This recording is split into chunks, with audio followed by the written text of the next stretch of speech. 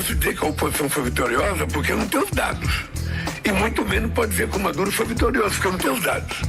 Então, eu não quero me comportar de forma apaixonada e precipitada. Eu sou favorável a fulano, eu sou contra. Não, eu quero um resultado.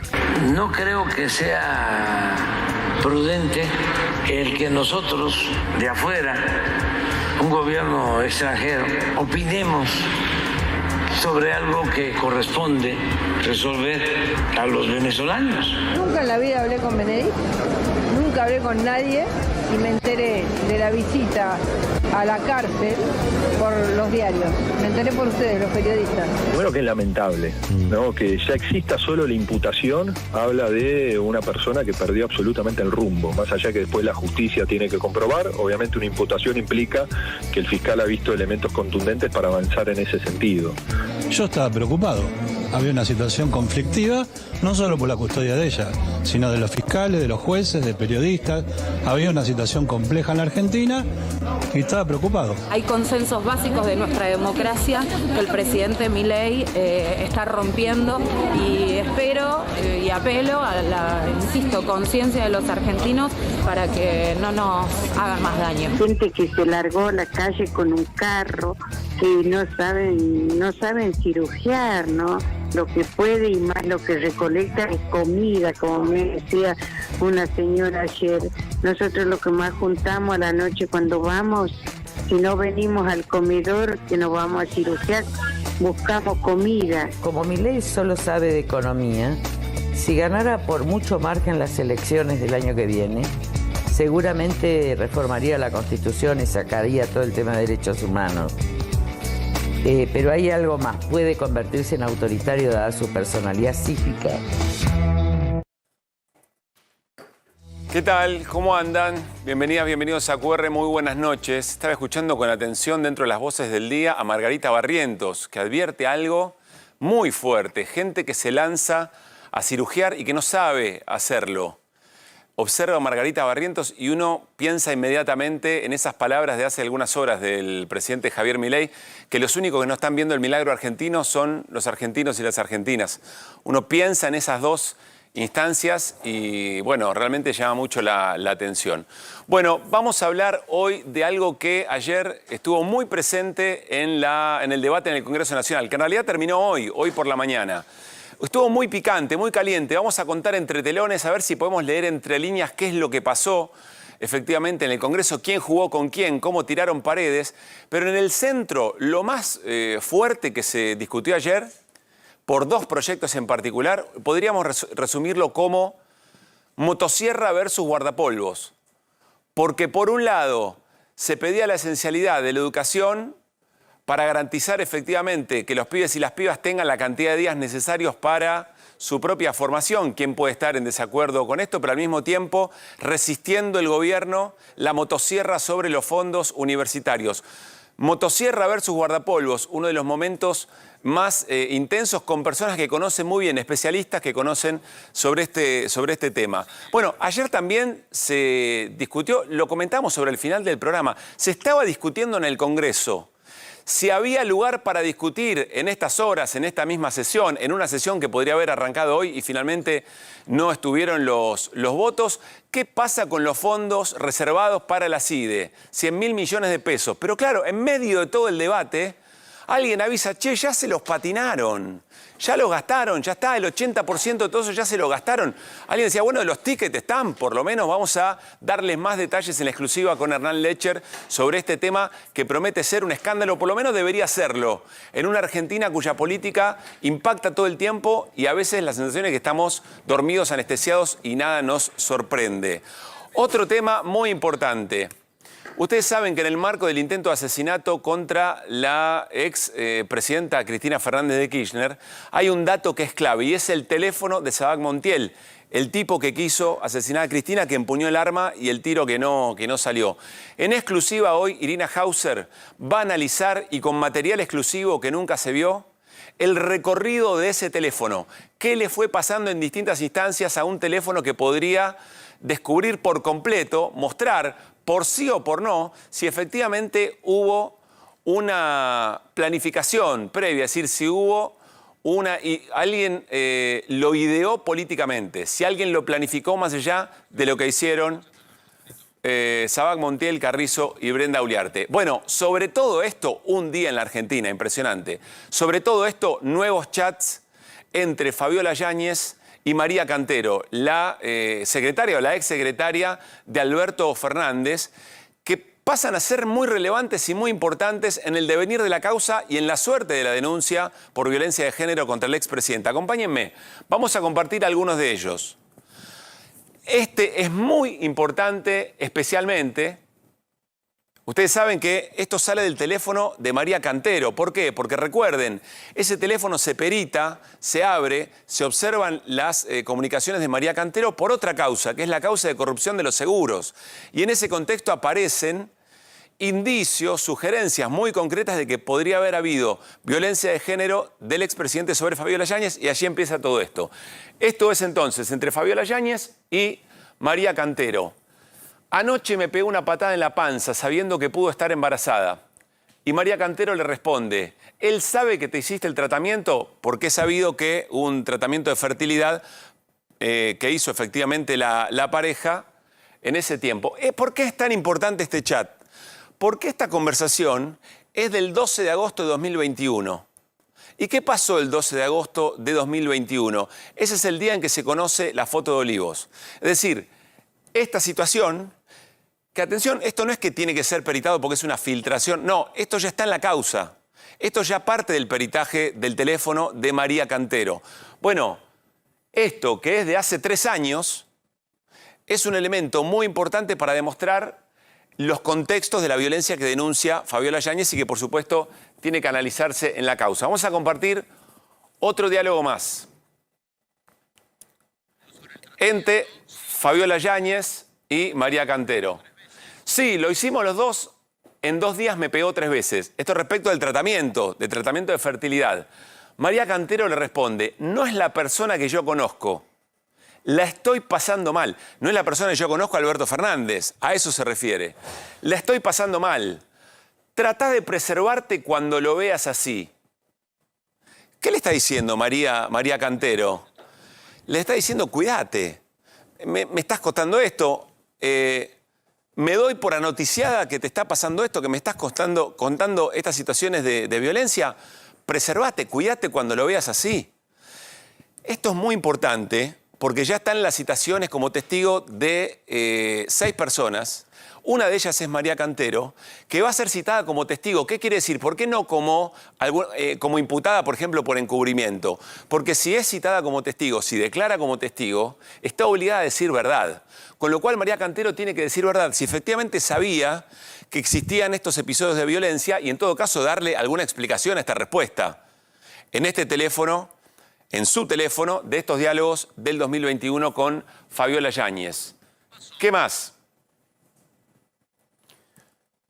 Bueno, también de ese 12 de agosto, pero te digo que anoche me quiso ahorcar solo porque le dije una verdad y era que él estaba coaccionando a una amiga mía para que se acueste con él. También le dice esto Fabiola Yáñez a María Cantero, le vuelve a insistir con episodios de violencia. Acá aparece otra situación provocada porque aparentemente Alberto Fernández había estado coqueteando con una muy amiga de Fabiola Yáñez. Fabiola Yáñez le cuenta, la amiga le cuenta a Fabiola Yáñez. Fabiola Yáñez le cuenta a la secretaria de Alberto Fernández y vuelve a decirle, me quiso ahorcar. Este es otro de los episodios de violencia, ¿se acuerdan que ayer les mostramos?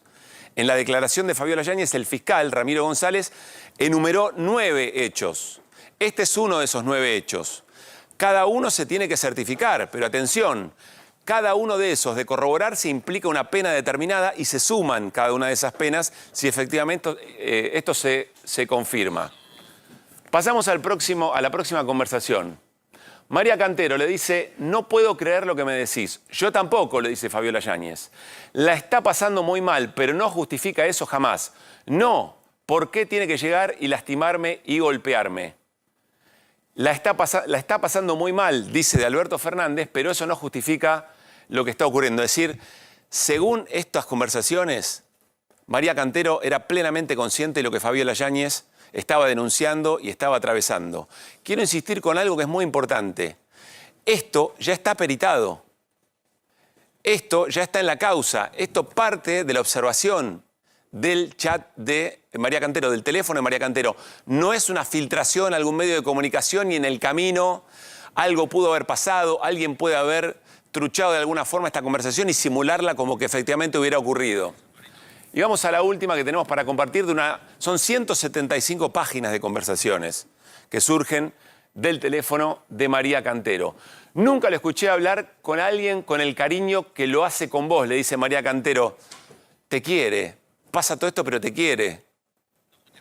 Situaciones muy habituales, ¿no? Respecto de personas que están siendo acusadas de un delito tan grave. Pero en la práctica no es igual, me agarró del cuello. ¿Por qué? Me sacudió los brazos y tengo moretones, me pegó un día en la cara y tengo el ojo negro. Bueno, son, insisto, datos muy importantes. Ahora vamos a preguntarle a Irina Hauser cómo llega esto a conocimiento público, qué características tienen estos peritajes, estas conversaciones y sobre todo repasar también algo determinante, que son las próximas declaraciones de estas personas que como testigos tienen que decir, ¿sabías o no sabías? Estas personas como testigos también son importantes para la defensa de Alberto Fernández, porque tendrán que ratificar o no, o pueden desmentir, no, eso no ocurrió nunca. Y todo esto tiene otra explicación. Están obligadas estas personas a decir verdad. Y si falsean su testimonio es un delito muy grave. Acompáñenme, arrancamos QR con todo el equipo. Martín Granoski, Fer Cerolini, Irina Hauser, Hernán Lecher. ¿Cómo están? ¿Qué tal? Buenas noches. Bien. Antes de analizar un poco más esto, Irina, algo que no quiero naturalizar. Sí. ¿Cómo se filtra todo esto? ¿Qué es lo que pasa? Porque esto no es la propia fiscalía que dice, bueno, vamos a mostrar a los medios de comunicación, empezamos a analizar formalmente todo este tema. ¿Qué es lo que pasa aquí?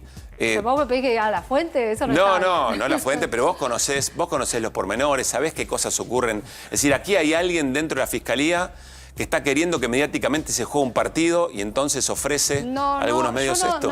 No afirmaría el origen, porque la particularidad en este caso es que esas 174 páginas de chats que existen en la causa y que de hecho dieron origen a la causa, están en la causa que lleva adelante Julián Ercolini en la investigación por la contratación de los seguros de Nación. Sí, la presunta corrupción por los contratos de seguro. Exactamente. Sí. Bueno, todo eso está ahí, todo eso está en la causa de Ercolini. O sea, llega a manos del fiscal Ramiro González desde la causa de Ercolini.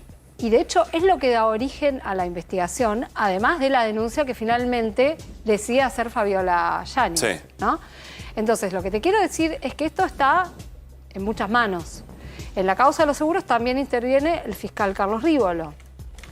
En la causa de los seguros, tanto María Cantero como su marido, como está muy complicado, otras digamos, personas están siendo investigados. Están complicadas y que están siendo investigadas, tienen acceso a ese material. Lo que me está diciendo es que este material, hay muchas fuentes, que es parte de la causa, tiene varias manos, digamos, o tiene mucho recorrido. Tiene mucho recorrido, o sea, evidentemente está en muchas manos, también lo tiene la querella de Fabiola Yáñez.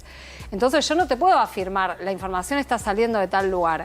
Sí hay que decir que tanto la unidad fiscal especializada en violencia contra las mujeres como la propia Fiscalía de Ramiro González han emitido comunicados pidiendo que no se den detalles en los medios sobre la vida privada. Yo aclaro esto porque el comunicado está, pero la información circula igual, ¿no? Y uno va a tribunales y te das cuenta que hay mucha gente que está en conocimiento de la información. No es que es una fuente preciada que está en conocimiento de esos datos. Martín, ¿no? te pregunto porque tenés mucha experiencia también en estos temas, sabes leer, insisto, el entrelínea de estas situaciones.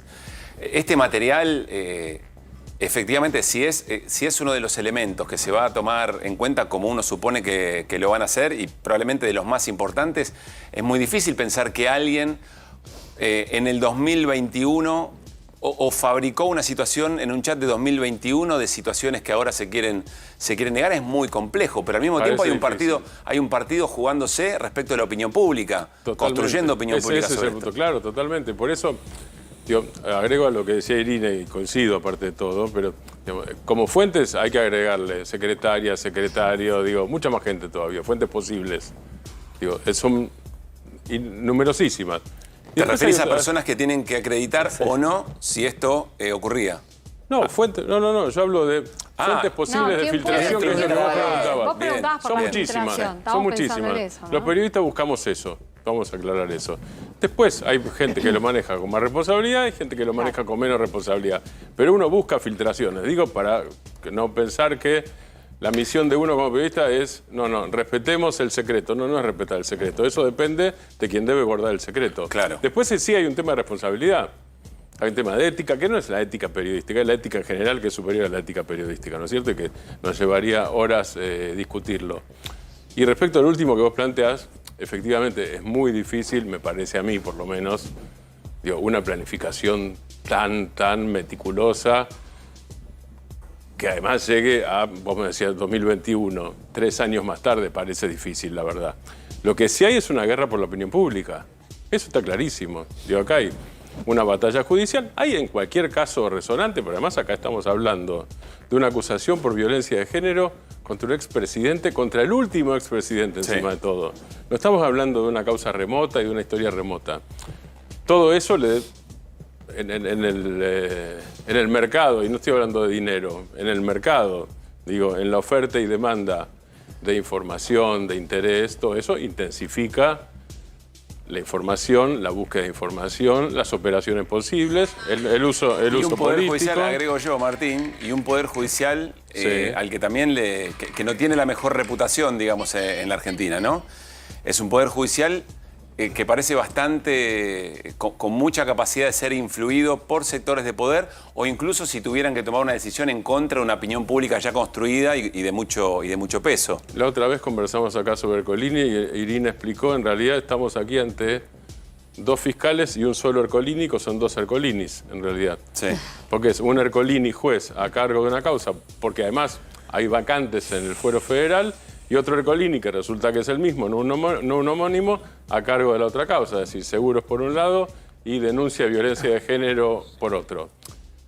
Más el tema de que fue uno de los integrantes, y ya lo recordaba el otro día, de aquella visita al Lago Escondido con directivos de medios, con con un encono que nadie desconoce, que nadie niega, por otra parte, entre el expresidente y el juez de la causa. A ver, los contenidos de las causas, como uno ya no cree, por lo menos particularmente, realmente entiendo por qué la justicia argentina hoy tiene peor imagen que la policía. Mirá que tenés que tener peor imagen que la policía, ¿eh? Pero la justicia argentina, cuando hacen encuestas, figura peor que la policía. Entonces, como uno sabe que no van a condenar a nadie, que van a hacer un embrollo para acá, un embrollo para allá, y después lo van a postergar, y después va a ir a la Corte Suprema, que lo va a tratar en 10 años, uno quiere saber qué dicen las causas porque quiere tener su propio juicio sobre el hecho, más allá de que sepa que no va a resultar nada. Entonces, ahora, acá hay 2 cuestiones. Yo creo que con todo lo que se dijo de esto, si los chats aparentemente son ciertos y todo, me parece que la causa es como que ya nunca había un final tan anunciado, ¿no? Pareciera que es cierto. Entonces, me parece que allá no es que es una causa que está pareja. Lo que sí, el daño que hace esta causa sigue perjudicando gente y sigue sacando de escena otras cosas. Dos cuestiones. Entonces, genera un impacto político. Al mismo tiempo, quiero detenerme en algo que dice Fer, que me parece importante. La desconfianza en el Poder Judicial hace que eventualmente incluso el periodismo juegue un papel muy importante porque trata de recoger elementos que podrían evitar eventualmente que ese Poder Judicial se haga el sota con una causa determinada. Es decir, se va en la circulación de todos esos elementos. O lo contrario. No, claro. Pero lo contrario también. ¿Por qué? O lo contrario. Esperá, me gustaría hablar de este tema porque tenemos una larga historia con justamente la relación entre algunos medios de comunicación, sobre todo los más grandes, y el Poder Judicial. Y es que muchas veces, muchas causas nacen o casualidad y se convierten en un expediente, o muchas causas nacen por un contacto de algún periodista con el Poder Judicial. Y no siempre, son causas, la mayor parte de las veces lo que podés notar es que son causas que tienen un peso político importante. Te voy a dar una que es un ejemplo hiperarchi conocido, que es la causa de los cuadernos. Que va un periodista con una información al fiscal Stornelli, y Stornelli con la información de los cuadernos, y Stornelli no sortea la causa, se la queda con el fallecido juez Claudio Bonadío. Entonces, ojo, los medios de comunicación se pueden volver una herramienta de confianza en algunos casos. Pero yo no lo digo. Yo lo digo. No, pero déjame terminar de explicar esto, porque digo, no es que los medios de comunicación somos la panacea de... No, pero yo no estoy diciendo para un lado o para el otro. Porque... No, pero cuando para demoler eso mismo que vos contás, Sí. justamente después hicieron trascender los textos de decía, es cierto que el cuaderno, y te mostraban la foto de los cuadernos, Claro. estaban todos tachados. Entonces yo empecé a dudar, ahora, si no hubiera salido esto de los cuadernos tachados... Las pericias del otro hombre, caligráficas. claro, las pericias caligráficas, las cosas que decía el periodista de La Nación, que andaba paseando por Olivos, que después le dieron los cuadernos, reaparecieron del fuego, todas esas cosas. Si vos no te enterás, digo, Mirá, la causa no sé dónde va a a mí llegar. me pero yo parece quiero La saber. causa está sí. en un tribunal oral. Cabot, Es Cabot, una que es le una batalla devolvieron del campal fuego el destino de ese expediente, porque además tenés empresarios políticos ¿Quiénes fueron implicados, tenés de todo.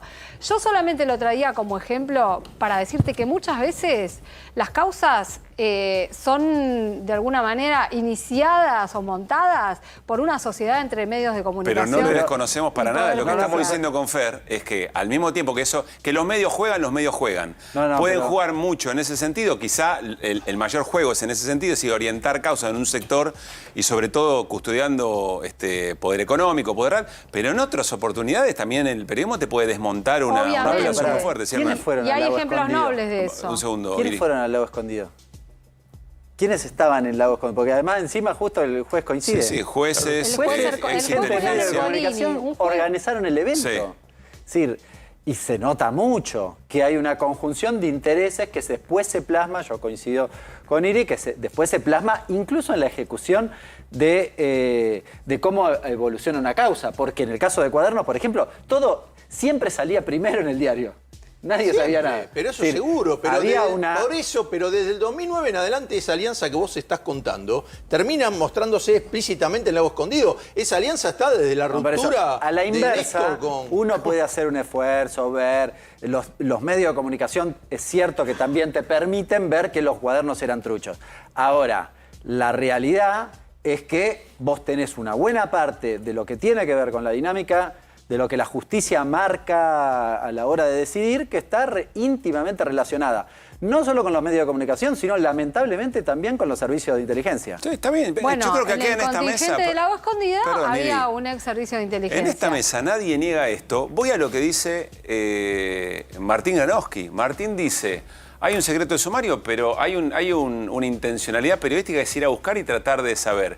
Y ese gesto es importante. El que tiene que ocuparse del secreto de sumario es el que lo tiene que proteger. Claro, pero el secreto de sumario sobre el Lago Escondido tapaba quién viajó en el Exacto. avión. Por ejemplo. Cuando yo me entero quién viajó en el avión, a mí no me importa después que le digan no hubo ninguna culpa, nada. Yo me enteré quién viajó en el avión, de dónde salió el avión, de San Fernando y qué sé yo, porque se violó el secreto de sumario. Porque si no, no me hubiera enterado. Y porque alguien jugó e hizo público ese material. Que es del grupo que iba perdiendo 7-3, digamos, Claro, o 8-2. claro. Está Esa bien. es la relación. Bueno. Pero yo lo que no creo es en la cuestión esta oficial que maneja la Corte Suprema, que dice, no, esto no se puede hablar, después cuando se quiere se puede hablar. Entonces, Me gusta mucho la charla, insisto, para tranquilidad de Hernán Lecher y Irina Hauser, nadie desconoce De que las está todo distintas inclinada la que la cancha, cancha está te digo. inclinada. Bueno, pero Nadie pero desconoce que esto. Estamos hablando de esto, porque lo que queremos decir, y esto para sintetizar un poco Sí. de qué estamos Y quiero hablando. volver un segundito al tema de testigos. Claro, bueno, pero que esta es una causa que está absolutamente atravesada por muchísimos intereses. Como decía Martín, Alberto Fernández fue el último presidente. Julián Ercolini es una persona que no ha ocultado su encono con la gestión de Alberto Fernández, también con la de Cristina Fernández de Sí. Kirchner, porque ha tenido varias causas que involucran o que los salpican a ambos o que han movido intereses de ambos de alguna manera. Y bueno, esto genera esto pone un interrogante sobre cómo, bueno, nos tiene que hacer observar cómo se lleva adelante esta causa. Sí, lo que no tiene que además, correr es la investigación y que hay un delito muy grave y que hay elementos muy fuertes en ese los sentido. elementos existen. Tenemos que ser capaces de ver todo y separar la paja del Exactamente. trigo, digamos. Una ¿no? cosa que te quería contar respecto de los chats. Sí. Es que, y del celular de Alberto Fernández, es que el celular se secuestró por el momento solamente para verificar si efectivamente la estaba hostigando a Fabiola en los días previos a la realización de la denuncia. Por ahora hay una decisión de la Fiscalía de no analizar el contenido del celular de Alberto. Sí los chats. Te reís, yo no dije nada y ya te estás riendo. Sí los O sea, chats. no el contenido Ya te estás completo, riendo. decís vos. No, bueno, sí Eso los decir chats. que no se están armando folios distintos de a ver No. en qué... Bueno, no lo sé. Bueno, Perdón, pero Yo ¿por te qué cuento- no podrían debería, encontrar? claro. Perdón, Sí. ahí no pueden buscar nada de los seguros Sí, también. Está bien. Pero son dos causas distintas. Por Fer, eso, no pero confundamos llega una a la- por los- a la- pero Por el digo, tipo de no, delito. pero eso ya por lo el tipo de hicieron. delito. Pero no, el teléfono No, de acá Alberto lo para que los está seguros es no lo la habían visto. convicción. Para No, no el de habíamos decir. Alberto no es cierto. Bueno. No lo habían visto. Es Yo verdad. cuento esto porque Está después bien, el hacés día- bien en contarlo. Para Hacés que, muy bien bueno, en te cuento contarlo. cómo funciona esto y cómo está funcionando la mecánica de investigación en esta Muy causa bien. hasta donde yo puedo averiguar. Por el momento el celular de Alberto Fernández no se toca nada más que para eso. Muy bien. ¿Quiénes acceden al celular de Alberto Fernández? Y se ¿Usted le ríe cree? Caruso. ¿Usted Pero le qué cree? bárbaro. No, ¿Quién? está ¿Quién? bien. No sé. ¿Quién le puede- Yo descubrí hace relativamente poco que el payaso Plimpín y Fico Cumpleaños era la misma melodía. Está bien, son... No, De los Reyes no vamos a decir ¿En nada. porque- serio, no, por Caruso? favor, te lo No, pido. Bueno, a ver, nada. ¿En serio, Caruso? quiero volver un Y después, segundito. después hay otra cosa que es, disculpen, Si me arrastran. nivel de sí. profesionalidad, digo, aparte de los medios, hay distintos, y obviamente son opiniones subjetivas, distintos niveles de profesionalidad de los periodistas. Por supuesto. Es decir, no es que hay sí No, señor, no a todos sí, les sale, sí señora, y todo el mundo Cuando hace... salen a correr por Palermo le aparece Exactamente. causa. Ya, No tal todo el cual. mundo eso, ¿no? Bueno, Pero aclaro, vamos a los testigos, ¿quién era está los bien, testigos? porque es Sí. algo concreto que va a pasar, todavía Gracias, no está... Irina, gracias, Es Irina. algo concreto, bueno, lo que yo te comenté también es concreto. Sí, más esto vale. Esto va a ocurrir pronto, seguramente en las próximas horas se ponga la fecha de citación, pero hay varias personas que van a ser citadas a declarar, esto ya está en el dictamen, además que contamos de ayer del fiscal Ramiro González. Vamos a repasar una por una a estas personas. A ver, Alicia Barrios, una colega periodista muy amiga de Fabiola Yáñez, que hizo declaraciones en las últimas horas. También pensemos que lo que tienen que hacer es acreditar la violencia que denuncia Fabiola Yáñez y eventualmente saber en alguna de estas personas si al haber sabido tendrían que haber actuado de otra manera distinta a la que lo hicieron. Bueno, María Cantero, la exsecretaria de Alberto Fernández, involucrada en el caso de corrupción que da origen, el presunto caso de corrupción que da origen a este caso. Daniel Rodríguez es el intendente de la Quinta de Olivos, ¿no? Sí, y es un hombre de mucha ¿Qué hace un confianza intendente de de una Alberto. Quinta de Olivos? ¿Cómo? Es un hombre de mucha confianza, o lo fue de... ¿Lo es o lo fue? Porque bueno, estaría como... hasta- Entonces estaría como... No sabemos quién queda de mucha confianza Bien. de Alberto. Pero Yo ¿qué por lo rol menos no tiene? lo sé. ¿Por qué es importante eventualmente el testimonio del intendente de la Quinta? Ustedes que la... Porque qué está se en la lo hacen? intimidad, chofer, cadete, Claro. secretario, cuida perro, todo. Bien. Bien. ¿Se puede saber si derivan una persona de una zona de la Quinta a otra, si la También. mandan a vivir a otro lado, No, si y- eso fue obligado? Ese que o fue conoce, una- ¿vieron que se usa en política, que al gobierno hay que darle las herramientas? Sí. Esa es una abstracción, ¿no es cierto? Son Sí. leyes. En este caso es el señor que tiene la supervisión sobre todas las herramientas, sobre los fierros. ¿Qué son los fierros? De la Quinta de Olivos. De la Quinta de Olivos. Desde cómo se corta el pasto hasta quién entra, hasta cómo se compra la Claro. comida. El intendente está a cargo de toda la administración, dependiendo de la Secretaría General de Presidencia y de la Casa Militar. Uno que son Es podría- como el las autoridades encargado, de que Olivos. siempre sabe todo. Bueno, ¿No? está bien. Claro. O sea, uno Y podría- además es su obligación, porque lo que pasa Exacto. en la Quinta... ¿Qué es su obligación? ¿Saber todo lo que pasa? Sí, medio que sí, ¿eh? Sí. Va a ser responsable de lo que sucede ahí. Con lo cual, sí, debería garantizarse saberlo. Puede no saber alguna cosa, sí, claro. Es decir, No es si el hace jefe mal de la su tra- vigilancia, ¿no es La única cierto? manera en que no sepa lo que pasa es si hace mal su trabajo. Es como un Si jefe es de un mal mantenimiento. El jefe de mantenimiento sabe, siempre sabe todo. Digo, en una fábrica cualquiera. ¿Quién es el que sabe todo? El jefe de mantenimiento. Bueno, está obligado, yo insisto con esto, están citados como testigos, corregime Irina si me equivoco con esto. Sí. No es lo mismo que imputados, porque cualquiera de estas personas podría estar imputada por encubrimiento, es decir, por haber sabido y no denunciado. Pero y- si el y delito además- no es de acción pública, No está perdón, que definido meta, claro. acá, no está claro No tiene por qué ser definido en la encubrimiento. causa si está considerado delito de acción pública. Yo creo que es algo que va a terminar ocurriendo. ¿Qué quieres? ¿Por qué si fuera de ¿Por qué hacen esta aclaración? Si es de interés público, Doctora. para traducírtelo Sí. más fácil. Como son hechos que ocurrieron la gran mayoría durante la presidencia de Alberto Fernández, habría que ver si entra esa definición adentro de la causa. Pero ¿no? perdón, si María yo- Cantero podría no tener ninguna responsabilidad a pesar Podría de que le ser. digan... Pero Ninguna un segundito, responsabilidad déjenme penal hacerles esta en la pregunta, violencia de déjenme género. hacer esta Estamos hablando de pregunta eso, y, ¿no? y Claro. escucho. Eso Déjenme es. hacer la pregunta y escucho. Sí. Si yo estoy observando Sí. que se está cometiendo el delito de violencia de género sobre otra persona y yo lo sé y no digo nada, no me cabe ninguna Al responsabilidad. médico sí. El médico va en Sí. cana. ¿A vos Si el no? médico se entera, tiene obligación de denunciar. Lo demás no. Porque, a ver, vos... Y el yo médico vengo tiene, ahora, Fer, vos- obligación de registrar, aparte de todo. registrar y denunciar. Vos no tenés obligación de ninguna de las dos cosas. No puede obviarlo. Los demás sí, porque vos como que me digas, realmente. Pero ¿y no hay un secreto profesional? No. ¿Qué secreto Ahí no. profesional? No sé, estoy preguntando. Ahí no. No. Les traslado preguntas que Ahí me no. hacen.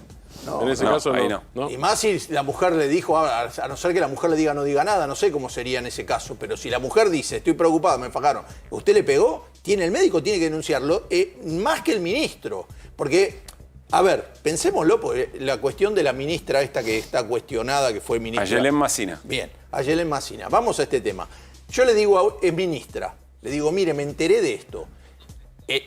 Fabiola es la mujer de un abogado. Claramente sabe que la manera es salir de la quinta, ir con alguien, decir que va a un lado, ir a hacer una denuncia a un juzgado y decir o a la policía. Pero no puede ir los ministros no son. La ministra, ¿qué puede hacer? Llamarlo a Alberto y decir, che, no le pegues más a tu mujer, o hacer una denuncia pública de pararse delante de un micrófono y decir a Alberto Fernández le pega a la mujer. No sé cómo sería, pero es complicado. Ahora, el médico claro. lo tiene por mandar, es algo que Entiendo, tiene con la sí, profesión, ¿se entiende? Entonces, además, no sé, si fuera el ministro de Justicia, quizás sí es más Ahora, cercano. estas Pero personas además sí están obligadas a decir es verdad. la presunta digamos, ¿no? Sí, verdad, característica. todos Bien. tienen. No, como testigos todos tienen que decir la verdad. Fuiste Claro, citado como claro. testigo, ahora ya está. Bien. Porque Claro. además acá hay una decisión, sí, de la víctima de denunciar. Entonces, en la medida que ella tomó la decisión, Claro, ya está. Y ella sabe y ella pidió quienes Bien. se tienen que presentar. Completo las dos como personas que testigo. nos faltan que serán citadas. Federico Savera es el médico, el jefe de la unidad médica presidencial, y Sofía Pachi, que es amiga de Fabiola Yáñez, que tenía un cargo en ceremonial de la propia Fabiola Yáñez, que estaba en la Fiesta de Olivos, por otra parte, en la foto de la Fiesta de Olivos, y es a que recién observamos que, según dice Fabiola Yáñez, Alberto Fernández le coqueteaba, digamos, ¿no? Y eso es lo que provoca, de alguna manera, un intercambio, un enojo de Fabiola Yáñez, lógico, respecto de Alberto Fernández, y que eso habría derivado en uno de los hechos de violencia que están caracterizados en la causa. Quien queda por fuera es la mamá de Fabiola Yáñez, que también va a ser citada como testigo, pero en con otro carácter, o en el mismo grupo de personas. Mira, aparentemente va a ser citada solamente, o sea, por lo que yo tengo entendido, va a ser citada exclusivamente por este posible hostigamiento reciente, ¿no? Eso es lo que está planteado, por lo menos hasta el momento. Bueno. Y porque es la persona que Fabiola dice que la está ayudando, además, con la situación de cuidar a su hijo en este momento. Bueno, cerramos el tema, les agrego algo sobre esto, porque estas personas que van a atestiguar eventualmente también pueden demostrar elementos o pueden aportarle elementos a la defensa de Alberto Fernández, de acuerdo a lo que digan. Y menciono esto porque trascendió, recuerdan ustedes, una conversación que tuvo Alberto Fernández con el periodista Horacio Berbisky en el Cohete a la Luna, que el propio expresidente Alberto Fernández pensaba convocar a la madre de Fabiola Yáñez porque habrían compartido conversaciones que a él le servirían para demostrar que había otras situaciones en el medio que, bueno, podrían darle un contexto a algo que parece Había una bastante preocupación difícil de común explicar. de los dos por Fabiola Yáñez. Eso era el contexto de lo que vos estás diciendo. Exactamente. Es eso. Bueno, Eso no Sí. quita que pueda haber existido la violencia de Por género. supuesto, claro. Tal cual. Una cosa... No, después se verá si hay atenuantes o Así no es. respecto Exacto. al tema. No, Después, si las patadas estas y las cosas, no es que le juego. No, por habla de supuesto, no me patadas refiero en a la la... panza y qué otra cosa Ese es más uno de dijo. los hechos. No, yo ya sé, pero dos. Hay varios, son ya muchos. sé, pero dos que le denuncia son realmente la de la patada y otra más que le. Que que la toma del cuello. la que la cogota, digo. No, y ya, la lesión en el ojo, digamos, ¿no? Sí, es La lesión en el ojo. gravísimo todo Bueno, las actualizaciones del caso, que efectivamente tiene un impacto profundo en la política. Atención porque en la segunda hora de QR viene Gila Vilker, consultora, analista política también, desde su lugar y con sus elementos, que nos va a tener un material de su propia consultora muy importante. ¿Qué impacto ha tenido la denuncia de Fabiola Yáñez sobre el expresidente Alberto Fernández en la vida política de estas horas, de estas semanas? Es muy interesante. Hay una nube de palabras, hay una abierta, pero hay una en particular que le preguntan a las personas consultadas qué tipo de reacción o qué sensaciones le provoca toda esta situación. Y es muy interesante ver ese resultado. Yo pude observar algunas de las placas que nos va a traer Gila Wilker. Bueno, vamos a meternos en lo que ayer ocurrió. En realidad terminó de ocurrir esta mañana, una sesión maratónica en el Congreso Nacional. Muy picante, muy tensa, discutiendo cosas muy pero muy importantes, pero sobre todo, y lo vamos a charlar ahora con Martín Granowski, interesante observar quién jugó con quién. Porque es muy volátil, cualquier acuerdo de un espacio político con otro es muy volátil en un momento en el que el gobierno no tiene nada asegurado, pero al mismo tiempo la oposición sabe que hay gente que dice cosas en público, pero después cuando tiene que votar, vota otra cosa. Las voces del Congreso van a reflejar esto y lo analizamos con Martín Granowski. Dale. Para poder abordar en este recinto cuanto antes el decreto de necesidad y urgencia que le dio 100.000 millones de pesos a la Agencia de Inteligencia del Estado. ¿Sabe por qué es urgente, señor presidente, eso? Porque vamos a llegar tarde con ese decreto. Porque la plata ya se está gastando. Cuando no hubo plata para los jubilados, no hubo plata para los docentes, no hubo plata para los 250.000 despedidos por la caída de la obra pública, no hubo plata para las cajas jubilatorias de las provincias, no hubo plata casi para nada más que para aviones de guerra y para espías. ¿Eso es el cambio? El mismo padre fundador que nos enseñó que el que no distinguía entre una dictadura y la democracia no sabía distinguir entre la vida y la muerte. Y hoy se ponen rostros y cartelitos de la dictadura de Venezuela. Las dictaduras siempre son lo mismo y los demócratas siempre las vamos a condenar. No tienen ni idea lo que es la educación pública. Dicen cualquier cosa porque no saben. Pero además tienen la caradurez de reírse cuando gana 4 millones de pesos. Ganan en esta Cámara de Diputados. 7 millones los senadores. El ñoqui de Adorni que gana 5 millones de pesos y tienen la caradurez de decir, no, el docente que gana 400.000 pesos no puede reclamar. Es importante hacer hincapié en que este proyecto va a ayudar a esclarecer los hechos. Es más simple de todo el argumento paupérrimo que tuve que escuchar, por ejemplo, como los diputados de la izquierda que han hecho análisis con un nivel de delirio impensado de esta herramienta. Silven, es lo único que saben hacer, de construir nada. Diputada Stolbizer. Presidente, repudio fuertemente la visita a los genocidas en Ezeiza, pero esta no es la forma de tratarlo, por eso me voy a abstener. Gracias, diputada. ¿Qué hace acá Milman sentado con nosotros cuando hay una cantidad de pruebas suficientes para considerarlo uno de los autores intelectuales del atentado contra Cristina Fernández de Kirchner? Vergüenza ser mujer y funcionario de un gobierno de Alberto Fernández le debería dar a la propinante. Vergüenza haber dejado 10.000 argentinos tirados en el mundo en la pandemia. Vergüenza ser una funcionaria que le entraban los aviones con iraníes en la Argentina.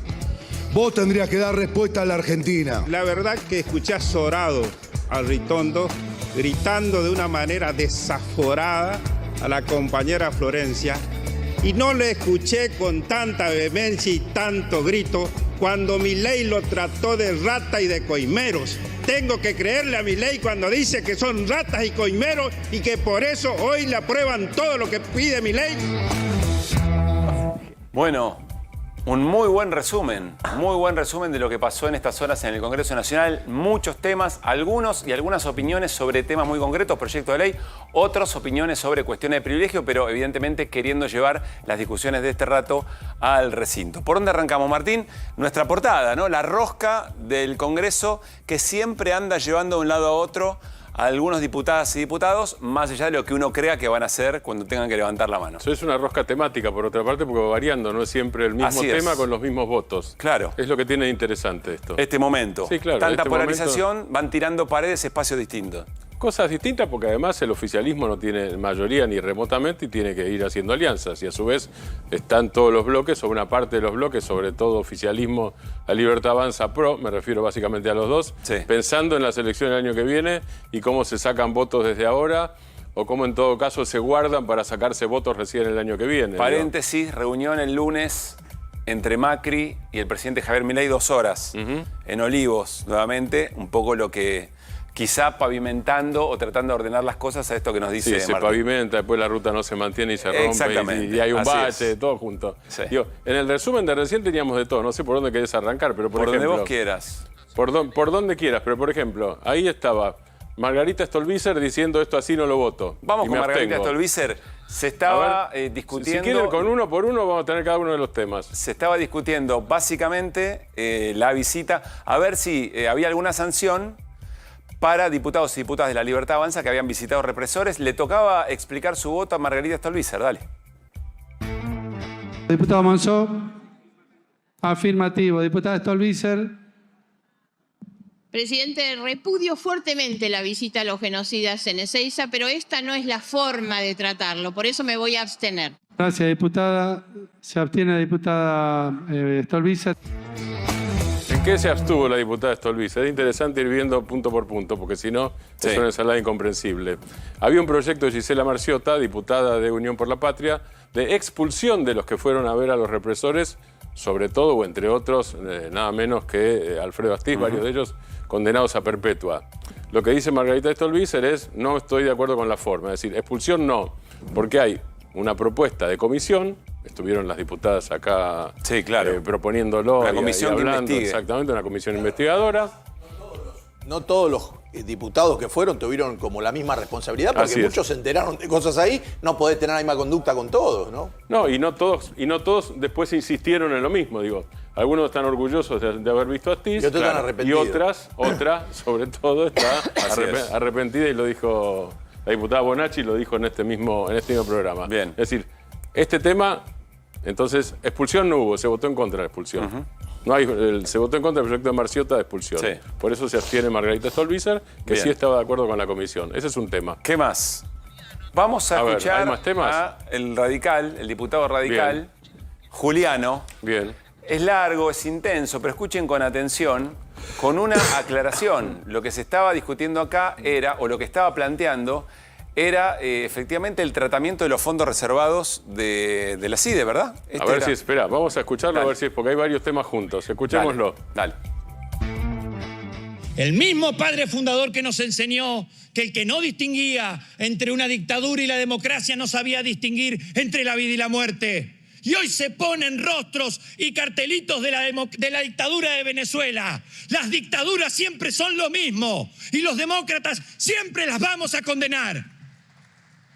Entonces, este Congreso no puede mirar para el lado, porque no es una cuestión reglamentaria de si se portaron bien o si se portaron mal alrededor de estas bancas.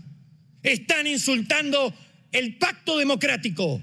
En el pacto democrático se puede venir desde el peronismo hasta el radicalismo y gritar viva la libertad, carajo, pero en democracia, no abrazando a los genocidas que atentaron contra ella, desapareciendo, torturando y asesinando. No entender ese límite no es entender la diferencia de la vida y de la muerte. Exijo que este Congreso tome cartas sobre el asunto y no es una cuestión reglamentaria, es una cuestión de ética. Sin ética nuestras bancas se desintegran.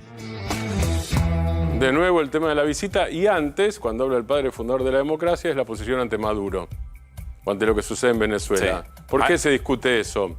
Porque ahí Unión por la Patria no dio quórum para tratar el tema, porque la posición es, en todo caso, esperar que siga hay diferentes posiciones dentro, pero la posición dominante dentro del bloque de Unión por la Patria es esperar que siga el desarrollo, la misma posición mexicana en todo caso, Sí. ¿no? Esperar que siga el desarrollo legal en Venezuela. Y Viste después ver. que hay algunos radicales, no sé si la gran mayoría, pero muchos de ellos que cuando se enojan aparece como el espíritu de Raúl Alfonsín, ¿no? Incluso en las formas y en los modos. Un dato interesante, te quería mencionar, es que Juliano fue el único radical que votó afirmativamente por el proyecto de Marciota, para la expulsión de diputados y diputadas. El único. Bien. ¿Qué más? Díganos. Lo teníamos a Mazot antes, y ahí tenemos Nicolás otro Mazot. tema más. Nicolás Mazot, que Dale. está en Coalición Federal. Hacemos, ¿cómo se llama Encuentro ahora? Federal. Encuentro Federal, perdón. El que era El Hacemos bloque de Coalición Pichetto, Federal. así se lo es. conoce. Dale. Yo quiero aclararles una cosa que quede bien clarito y fuerte. Yo voy a votar a favor de la esencialidad educativa, cosa que hemos impulsado en el pasado también. Voy a votar a favor del financiamiento universitario. La gran pregunta acá es, ¿los representantes del cambio van a votar a favor o en contra de un DNU que a 45 días de un presupuesto por presentarse, cuando no hubo plata para los jubilados, no hubo plata para los docentes, no hubo plata para los 250.000 despedidos por la caída de la obra pública, no hubo plata para las cajas jubilatorias de las provincias, no hubo plata casi para nada más que para aviones de guerra y para espías? ¿Eso es el cambio? discusión acá, esto era la discusión sobre si aprobar o no, o rechazar o no en diputados el decreto de necesidad de urgencia. El segundo, que tiene que ver con la inteligencia, que fue la decisión de incorporar 100.000 millones de pesos al presupuesto en forma de gastos reservados. Bien, ahí había una moción donde sí participa Encuentro Federal junto con Unión por la Patria, por eso las alianzas temáticas son temáticas justamente, son por temas y asuntos. Ahí había acuerdo, pero a su vez el PRO, esa es la chicana en el momento de Massot, cuando dice lo que están con el cambio, no se está refiriendo en ese caso a la Libertad Avanza, se está refiriendo a sus ex compañeros del PRO. Dice, si los que están con el cambio quieren, como dice Massot, quieren validar el uso del dinero para comprar aviones de guerra y pagar espías. Enseguida nos vamos a meter en estos dos proyectos, no te vayas Martín, estos dos proyectos que vamos a discutir con algún detalle. El que declaraba la esencialidad de la educación como servicio esencial a la educación, y entonces la discusión es, bueno, pero en realidad lo que está haciendo es limitar el derecho a huelga, y por otra parte, un proyecto para que quede bien en claro de qué manera se va a ir aumentando el presupuesto universitario. Dos discusiones en el mismo lugar, ahora vamos con eso. Un dato que me contaron hoy que es interesante, el presupuesto universitario, la ampliación del presupuesto universitario, tuvo muchos votos, creo que el voto es 144-77. Presten atención, pues esto me lo contó alguien que sabe leer muy bien qué es lo que pasa en la Cámara en esto de quién juega con quién. Hay dos maneras de votar, mano alzada o nominal. Cuando vos votás nominal, lo que tenés que hacer es dejar por escrito quién vota qué, para tener un buen registro. ¿Cuándo se suele usar la nominalidad? Cuando está muy parejo. Entonces, para que no haya duda, para andar contando las manos, está muy parejo, nominalidad. O cuando hay proyectos muy groseros, alguien puede pedir ese cheque, queden pegados, que es lo que votaron. Sí, y la otra cosa es, si les parecen históricos, para que quede registrado. Así es. Yo quiero que mi nombre entre en la gloria, esa es la otra parte. Exactamente. También. Bueno, me contaron que era un voto, por eso digo cuánto salió, 144-77. No era necesaria la nominalidad. Levantaba las manos, se daban cuenta que estaba efectivamente aprobado. Pero la Libertad Avanza pide nominalidad. Y me cuentan que la Libertad, o interpretan los que saben, que pide nominalidad para saber quiénes de los bloques dialoguistas están fallando.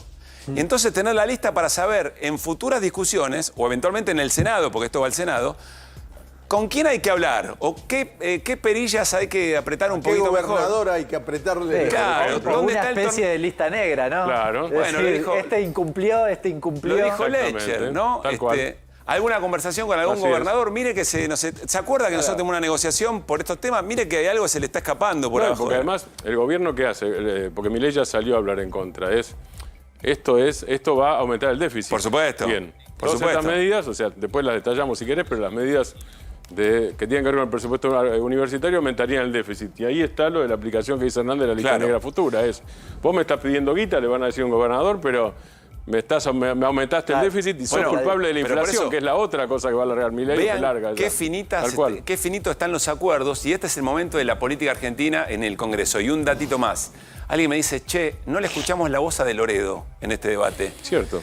Que De Loredo suele ser alguien que tiene bastante interés, digamos, en dejar clara su posición, más allá de lo que diga y lo que vote. Y eso es muestra, me decía esta misma persona, eso es muestra de que en el radicalismo esto salió muy al revés de lo que el jefe de bancada quería.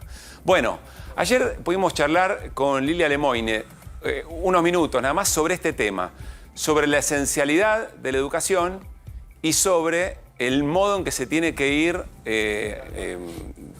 mejorando el presupuesto universitario. Vamos a escuchar a Lilia Lemoine y va a hacer la introducción a una mesa con dos especialistas. Dale.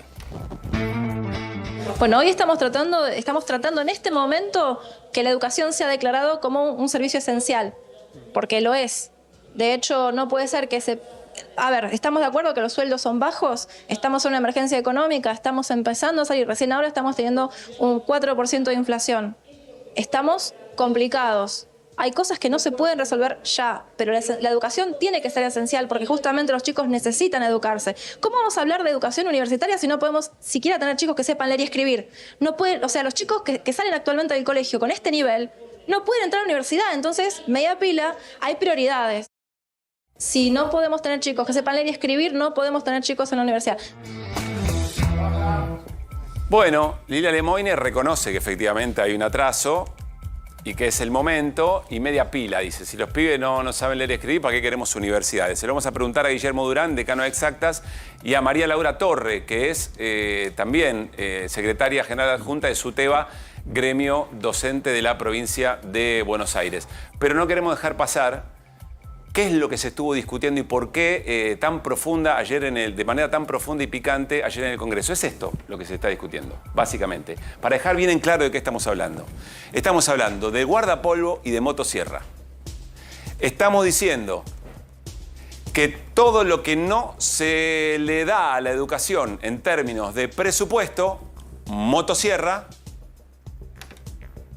para garantizar el superávit, impacta directamente en el guardapolvo, porque las cosas funcionan con recursos, digamos, ¿no? Digo, para darle el marco correcto a lo que vamos a charlar a continuación, insisto, con el decano de Exactas y con la secretaria adjunta de SUTEBA. Guillermo, María Laura, bienvenidos, ¿cómo están? ¿Cómo les va? Gracias por la invitación. Bueno, María Laura, SUTEBA, estamos hablando de la esencialidad educativa, que de alguna manera las escuelas tienen que garantizar que haya una suerte de servicio de guardia, de emergencia, no sé bien cuál es el término concreto, cuando los y las docentes decidan medida de fuerza. ¿Cómo viviste toda la discusión? ¿Esto salió aprobado o tiene media sanción?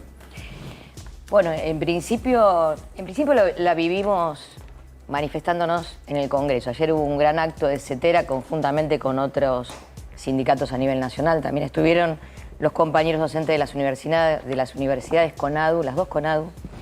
Y la verdad, cuando escuchaba a la noche, obviamente que terminó el acto con la represión que estamos acostumbrados, porque este modelo puede avanzar en la medida que justamente hay represión. ¿Hubo represión ayer en el Congreso? Sí, nos rodearon, hubo lanzamiento de estos nuevos gases. Y obviamente que invisibilizado esto, ¿no? Absolutamente. No bueno, como está invisibilizado, al mediodía, sería la 1 de la tarde, 1:30, 2 de la tarde, están las fotos que aparecen obviamente en nuestros portales, pero de eso no apareció en ninguna tapa de diario, a nadie le preocupó. Pero porque este modelo cierra obviamente con represión. Para algunos de nosotros y nosotras no es nuevo. Ayer cuando se discutía esto en el Congreso, la verdad, mucha indignación. Bueno, el portavoz, el que plantea este tema, que es el exministro de Educación de la Nación en la época de Macri y Vidal en la provincia de Buenos Aires, Finocchiaro, nosotros lo sufrimos como director. El miembro informante, digamos. El miembro informante, que aparte es el presidente de Educación. Sí, de la comisión. Lo sufrimos cuando lo tuvimos como director general de escuela. Yo pensaba, qué bueno que se hubiese acordado cuando estaban gobernando, que es muy importante que los docentes tengamos salarios dignos y condiciones de trabajo digno. Solo para recordar con una frase la situación que vivíamos en esa época donde él era el ministro, nos quitó la paritaria nacional, pero aparte la situación de infraestructura en la provincia de Buenos Aires terminó con la explosión de la Escuela 49 y la muerte de Sandra y Rubén. Para poder sintetizarlo y recordar esto que todo el mundo lo tiene muy, muy presente. Lo segundo, el tema de lo estratégico en la educación. Ayer no se estaba discutiendo eso. Lo que se está discutiendo es cercenar el derecho, tema legal, cercenar el derecho a huelga que tenemos los trabajadores y las trabajadoras de la educación, en este caso. Concretamente, en términos legales, no lo está diciendo María Laura, ya lo dijo la OIT, están tratados internacionales, donde cuando digo tratados internacionales estoy diciendo que se pusieron de acuerdo los estados, los empleadores y los sindicatos que la educación no puede ser un servicio esencial. A ver, déjame poner algo ahí, porque consiguió bastantes votos también. Es decir, no solamente el oficialismo y el PRO aprobaron esto, sino que fueron otros espacios. Recién Emiliano Jacobiti dijo que él estaba de acuerdo con la esencialidad de la educación. ¿Qué pienso yo? Me voy a poner el discurso que avala efectivamente esto. Bueno, hay demasiados paros, hay muchos docentes que van al paro y entonces los pibes se quedan sin la cantidad de días de clase necesarios para su mejor aprendizaje. ¿Cuál es el mejor argumento, en este caso desde SUTEBA, para contrarrestar este? Bueno, justo estaba hablando de lo de la OIT y te lo puedo refutar justamente con eso. En principio, los alumnos no pierden días de clases, la mayor cantidad de días de clase por los paros docentes. Esto es lo primero. Pero lo primero que hay que preguntarse es, ¿por qué paran los docentes? A lo mejor paran por esto que dijo Finocchiaro y algunos otros, que los docentes, la escuchaba la señorita esta lamentable. La diputada Lemoyne. La diputada Lemoyne. son discursos que atrasan, pero que aparte tienen una cuestión del no saber de qué estoy hablando. Si hay un paro docente, lo primero que tengo que preguntarme es por qué paran. Hay problemas salariales, hay problemas concretamente de condiciones laborales. Esto es lo primero, pero lo segundo es impracticable. De esto no hablaron ayer en el Congreso, o muy poquitos lo plantearon. ¿Por qué no hablaron? Porque es impracticable. ¿Qué es lo que plantea esta supuesta ley? Cuando hay un paro, porque lo hacen como en un paralelo con la salud o como si fuera la guardia. Que exactamente, las guardias de emergencia. Entonces plantean, hay un paro docente, los docentes no pueden parar en su totalidad, tienen que permanecer las escuelas abiertas con el 30%, por ejemplo, de su personal, para que todos los alumnos... Paro, ¿no? ¿Cómo? Es un 30% 2 días de paro, el 50% los días de paro. El 50% 5 días de paro, ¿no? Exactamente. Es así. Entonces es una barbaridad. Pensemos una escuela primaria, primaria, primaria, turno mañana, 400 alumnos, X cantidad de docentes. El 30% tiene que estar ahí con la escuela abierta, que aparte les cuento que cuando hay paro las escuelas están abiertas, porque se garantiza el servicio alimentario, etcétera, etcétera. El 30% de los maestros tienen que garantizar, no solamente cuidar, sino que enseñar y atender a toda la matrícula. ¿De qué seguridad estamos hablando? Es una barbaridad. No, es impracticable. Yo creo que está pensado desde la política por esto. Está pensado, cuando hay un paro docente, la gente tiene que dejar de trabajar algunos o se les complica a la familia la vida en las casas. Es otra razón, eso no es el argumento del... Déjame terminar, lo quiero explicar para qué lo hacen. Lo que lo hacen es, a la política se le empieza a volver en contra cuando las familias dicen, uy, ¿qué hacemos con el chico? El chico se quedó en casa, tenemos que llevarlo, traerlo, no puede ir a trabajar, tengo que llevarlo al trabajo. Ese es un problema. Si vos resolvés que los pibes queden en el colegio, así no hagan nada, a la política le sacás el problema de que los padres se quejen.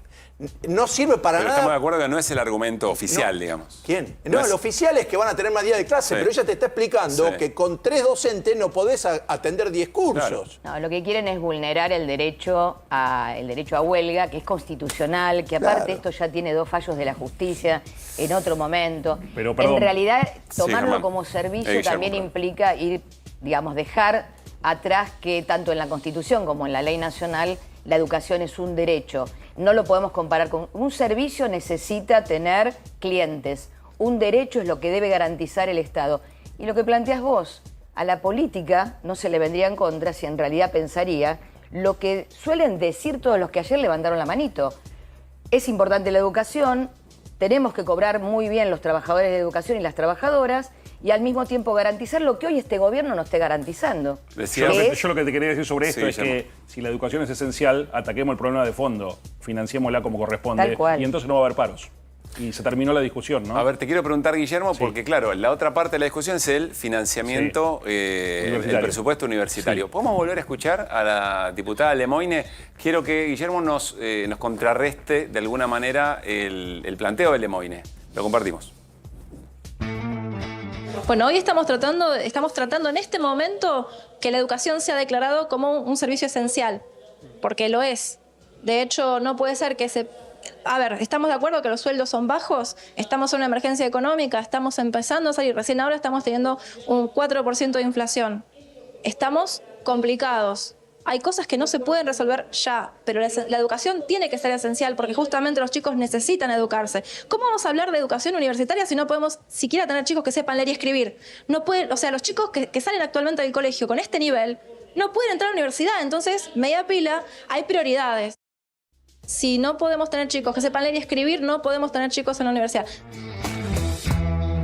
Guillermo. Tristísimo que sea diputada nacional con esa opinión.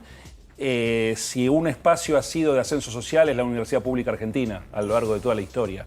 Entonces plantear que la gente de bajos recursos no accede a la universidad es una barbaridad y hay montones de contraejemplos. Lo que hay que hacer es financiar a la universidad pública como corresponde. Pero ella dice, como está tan mal la educación inicial y la secundaria, no llegan a la universidad. Bueno, eso pero es lo que eso es lo que te digo. Por supuesto que hay que mejorar, no es mi especialidad, digo que hay que mejorar la educación primaria, la educación secundaria, pero no es cierto. La Universidad Pública Argentina tiene muchos ejemplos de gente de recursos medios o bajos que accede a la universidad.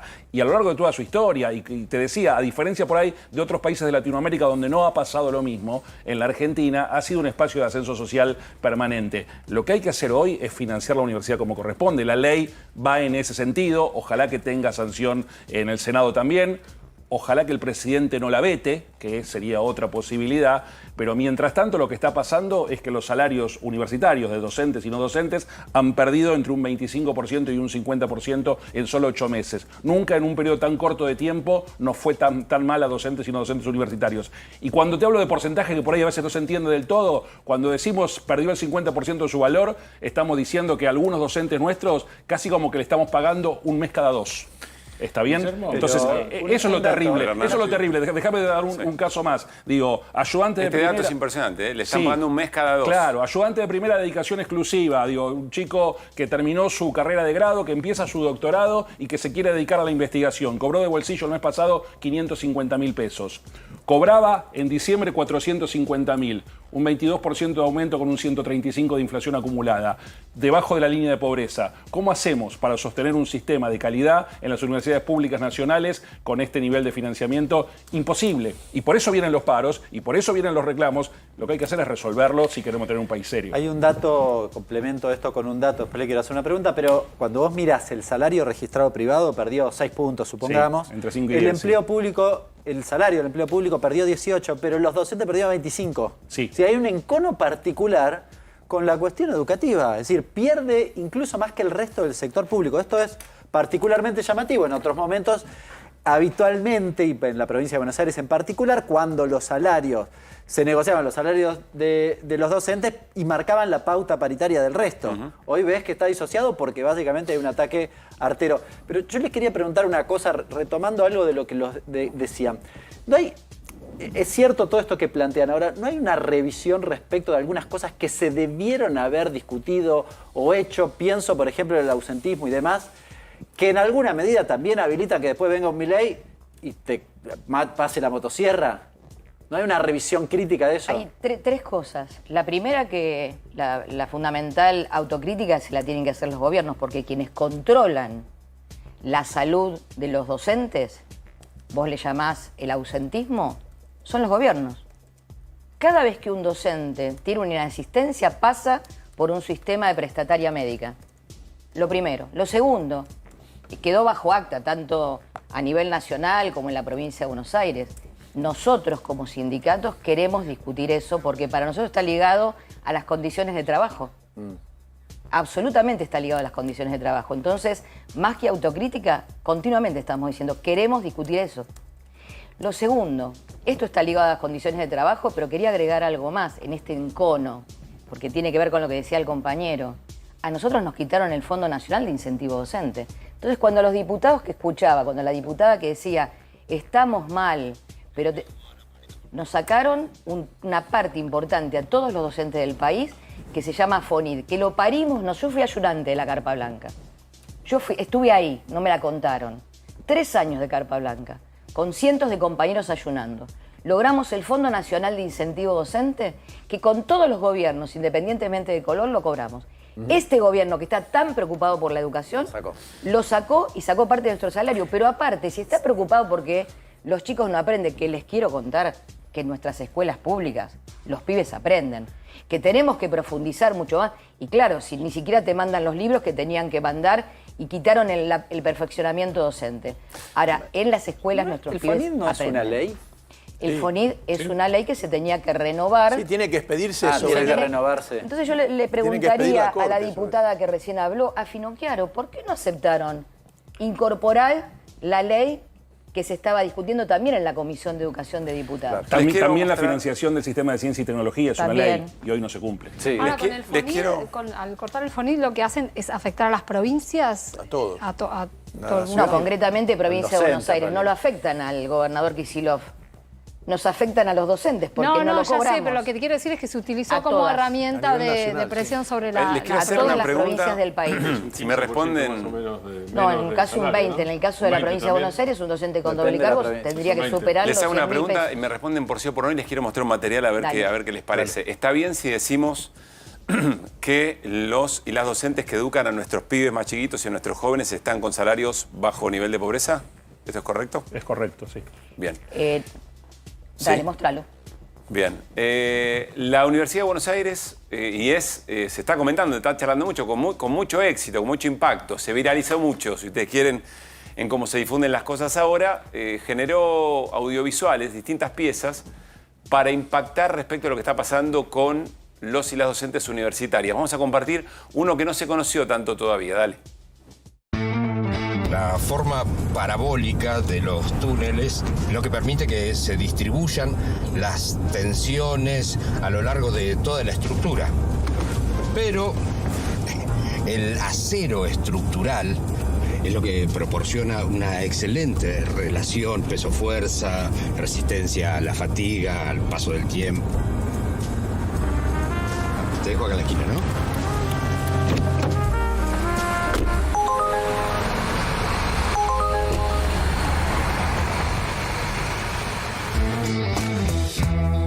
¿Qué te parece, Guillermo, esto? Es buenísima la campaña. Déjame felicitar a Ricardito Alfonsín y a todo su equipo que está encabezando esta campaña. Yo ya vi el tercero, que es el de la psicóloga que atiende el call center. Me parece que podemos llegar al gran público para mostrarle lo que está pasando con los salarios de los docentes universitarios y que hay que recomponerlo rápido. Lo que se pierde en unos meses puede costar años o décadas después recuperarlo. Además, Así que una es sola urgente cosita que en el caso de Lemoyne, pobre, hay que decirle.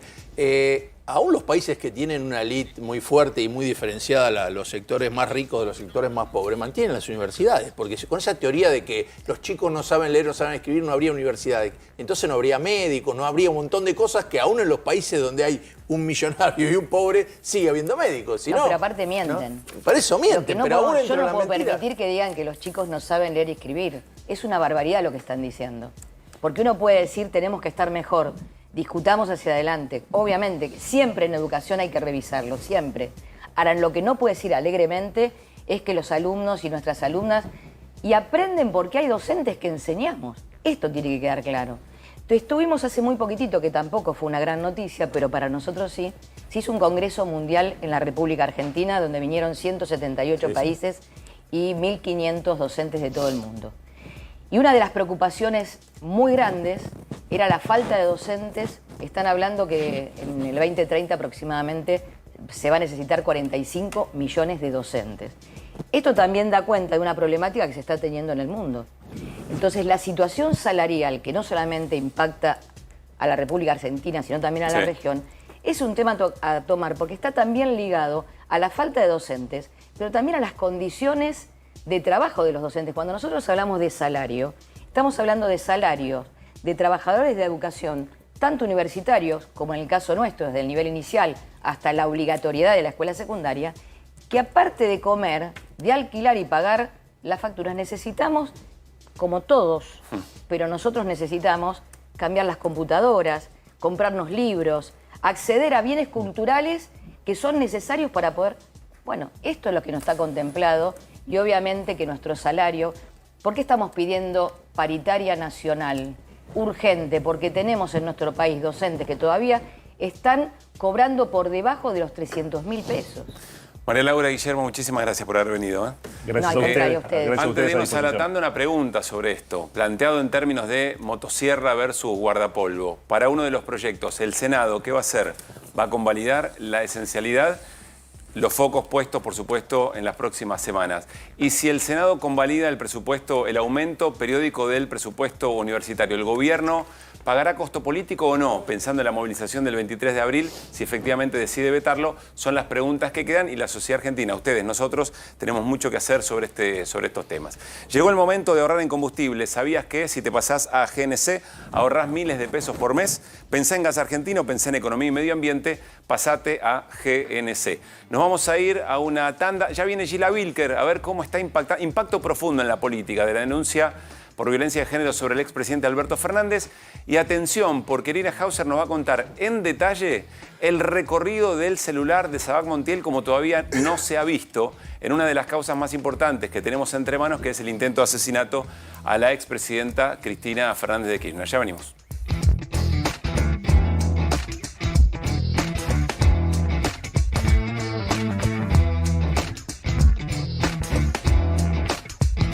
Muy bien, Hernán Lecher, 3 datos económicos del día, importantes que no pueden faltar.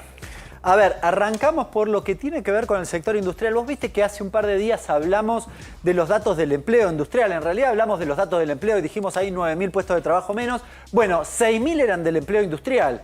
Y ahí había un gran signo de interrogación, si querés una gran luz roja ya a esta altura del partido, porque ese sector era el que más había expulsado, el sector más importante en términos salariales. Bueno, acá está el complemento, el dato complementario de esa cuestión es la caída de la actividad. Fíjate, en el mes de junio, la caída interanual, son los datos de la UIA, casi 20%. Y si querés, el dato más preocupante aún para el gobierno es que la caída intermensual es del 5,7%. Es decir, no hay ningún tipo de indicio que pretenda imaginar, fíjate todos los adjetivos que utilicé para decir no hay recuperación. No hay rebote. No hay recuperación. Antes de pasar la placa, este datito que está acá, la fuente, UIA es la Unión Industrial Argentina. Sí. Se la escucha poco, ¿no? Frente a una caída que siempre dice Fer Cerolini, que tenés que ir a momentos, situaciones de guerra o de pandemia. Se la escucha poco a la UIA, que uno pensaría que es principal interesada en que haya políticas para reactivación. Se la escucha poco con estos datos y se la escucha poco con el dato que sigue. A ver. Si me acompañan con la pantalla, mira esto. Sí. Uso de la capacidad instalada. Salió ¿Qué es el dato. uso de capacidad instalada? Básicamente, vos entrás a la fábrica, ¿cuánto están las máquinas funcionando? ¿Qué cantidad de máquinas está funcionando? 50%. La mitad están paradas. ¿Se entiende? Yo tengo capacidad para producir 100 si querés y estoy produciendo 55. Esa sería en la práctica la cuestión. Nunca llegás a 100 por distintas cuestiones y demás. Sí. Pero fíjate cómo acá el corte se ha mesetado en este nivel, ¿no? Ya tenías alguna fluctuación y demás. Incluso si yo estiro esto hasta el 2020, es decir, hasta la pandemia, este dato de junio es casi el mismo que el de junio del 2020. Escuchate bien. Sí. El dato de hoy es casi igual al de 2 meses después de la pandemia, No de la quiero ser pandemia en el momento maniqueo, más no álgido. quiero ser maniqueo, pero uno podría decir este país o este país, si esta es la nueva normalidad, la nueva realidad, digamos. Bueno, es que el gobierno espera otra cosa, y si enseguida rebota en B y volverán a funcionar, se quitarán las lonas de arriba de las máquinas. Sí, yo te diría que es otro país además, porque esto está expresando las decisiones políticas que sabemos por otro lado. Por ejemplo, el RIGI no está alcanzando la actividad del sector industrial. ¿Es para la minería o para la energía? No está acá. ¿Se entiende? Es un país distinto a ese y da la impresión, yo te lo confirmo, pero uno podría decir con esto, ¿efectivamente no querían esto? Da la impresión que sí. ¿Que esto fue buscado? Sí. ¿Por qué? No, explícame por qué, si vas a decir. Porque estos sectores, por ejemplo, en términos salariales, son de salarios muy altos.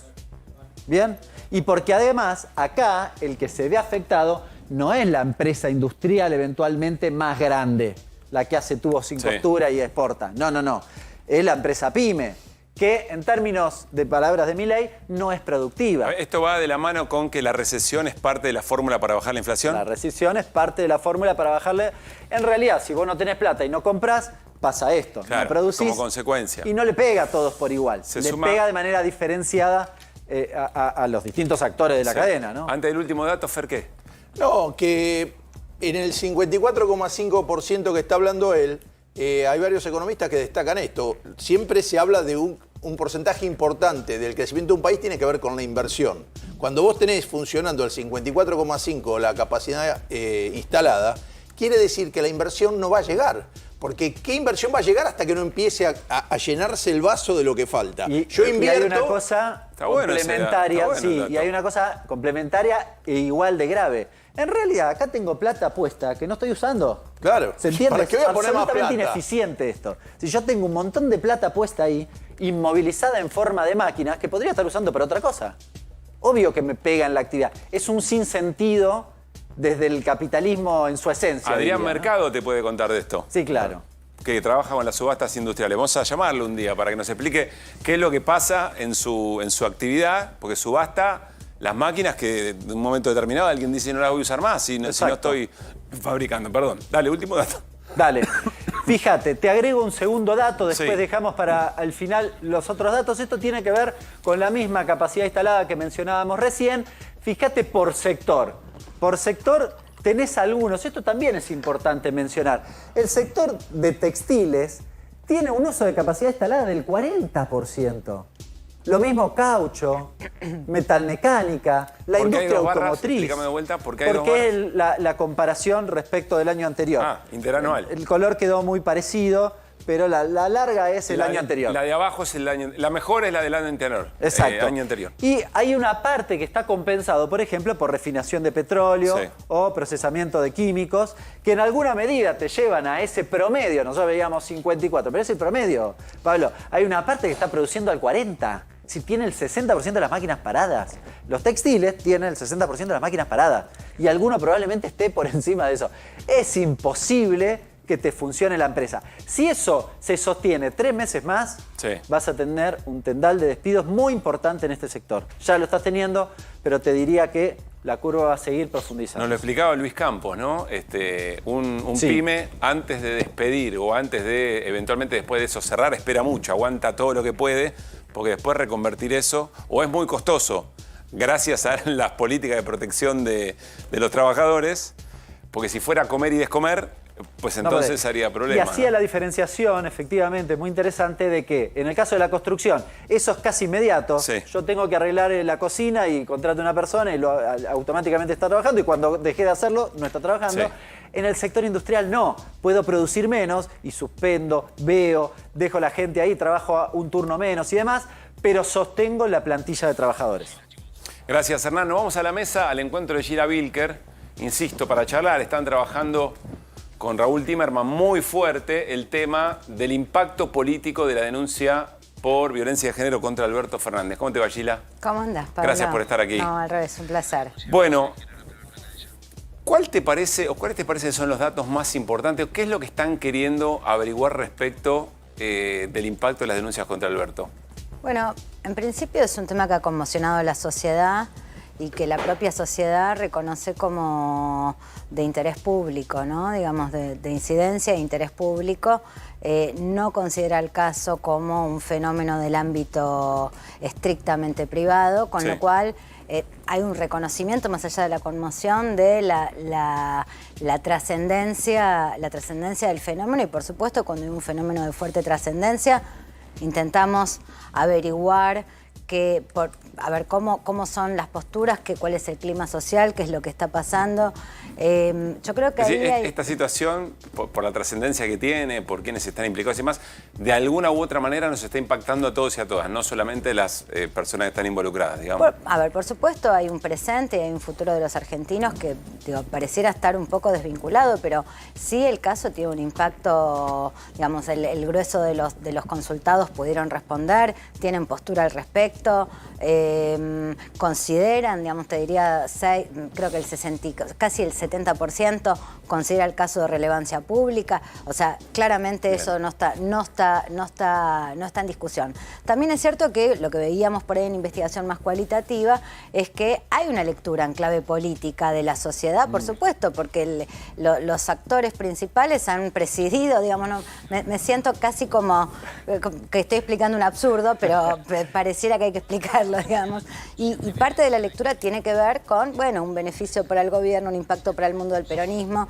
Lo que nosotros tendemos a encontrar es que eso, no pareciera estar, creo que la explicación, más allá de que eso ha tendido a naturalizarse, en general en las lecturas de más cualitativas, más finas, que aparece esto, ¿no? Digamos, como un golpazo para el peronismo, gran beneficio para el gobierno. Lo que nosotros vemos es que, una vez más, el gobierno mantiene imagen, ¿no? Digamos, mantiene, incluso cuando pareciera que los adversarios, que la oposición tiene un traspié. Y yo creo que esto un poco lo explica el fenómeno de, bueno, o sea, la crítica que puede tener los votantes de Alberto contra Alberto no opacan el hecho del rechazo a la figura de Milei. Entonces Claro. no hay a dónde ir. Sheila, ¿no ha cambiado la imagen del gobierno? Había algunas encuestas y demás que sugerían que quizás antes de este momento, de lo de Alberto Fernández Sí. y demás, había empezado a perder o a tener algunas críticas, incluso algunos análisis más cualitativos sugerían que la gente, bueno, empezaba a hacer algunas críticas. Sí. ¿Eso efectivamente era así y cambió o no era así desde el origen? Mira, lo que nosotros tenemos es, efectivamente hubo un cambio cualitativo en el sentido de que la adhesión se volvió menos intensa. Yo te diría, hubo una migración de la valoración muy buena del gobierno a la buena, es decir, se vuelve más blandita, ¿no? Digamos, un acompañamiento a Milei, pero más laxo, que en el cual y se ve en que hay críticas. Al mismo tiempo se aferran a la figura de Milei. Hay críticas, pero todavía se mantiene la esperanza. Hay Entonces, críticas, pero sigue siendo por acá. Sí, yo te diría, o por lo menos sigue habiendo un rechazo más intenso de lo que es no Milei. Ok. Entonces, yo te diría, ablandamiento de la adhesión y sí intensificación del rechazo, ¿no? Digamos, como una especie de migración también de la mala a la muy mala. Entonces, se ablandó la adhesión y se endureció el rechazo. Ese es el gran cambio cualitativo del último tiempo en relación con el gobierno. Sí. Y lo que vimos ahora esta semana, digamos, ya midiendo un poco el impacto del caso Fabiola y Alberto y evaluando un poco cómo impacta en el gobierno, lo que vimos es que el gobierno no crece, no baja, básicamente sostiene. Se mantiene.